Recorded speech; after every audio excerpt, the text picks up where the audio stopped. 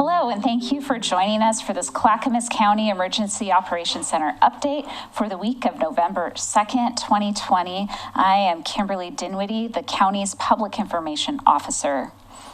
With the recent wildfires, as well as the concerns about COVID-19, it's really difficult to maintain balance during these difficult times.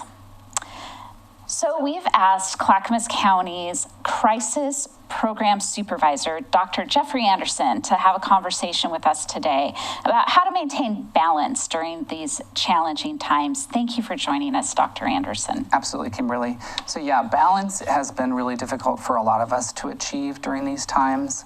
But let me assure you, it's completely normal to feel grief, to feel sadness or stress during these times. And there are definitely some positive steps that you can take to cope with this kind of stress.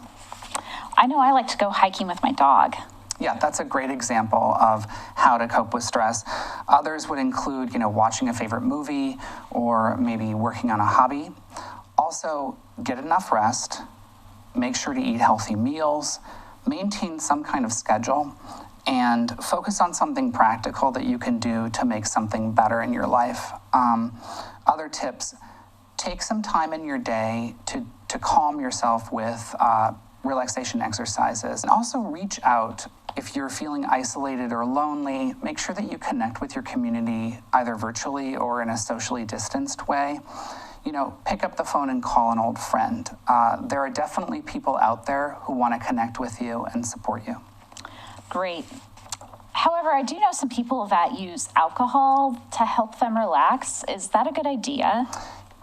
Understand that alcohol can be an unhelpful way to cope with these feelings, particularly if you have a pre-existing issue with substance use. You hear it all the time, and it's very important right now to know moderation is really the key. Overdoing it rarely helps anything, and it can actually make things worse. Where can people turn for resources within the county? So despite your best efforts, you may end up feeling persistently sad and anxious, unable to sleep, feeling like you can't cope with your day-to-day routine or your activities. So that for some people is going to be a reality during this pandemic and in the aftermath of the wildfires. So there is support out there in the community for you.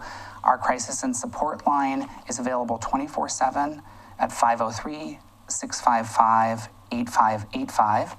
We've also got mental health support at our urgent mental health walk-in clinic, the Clackamas MHC, where we will do virtual telehealth appointments Monday through Saturday. Okay.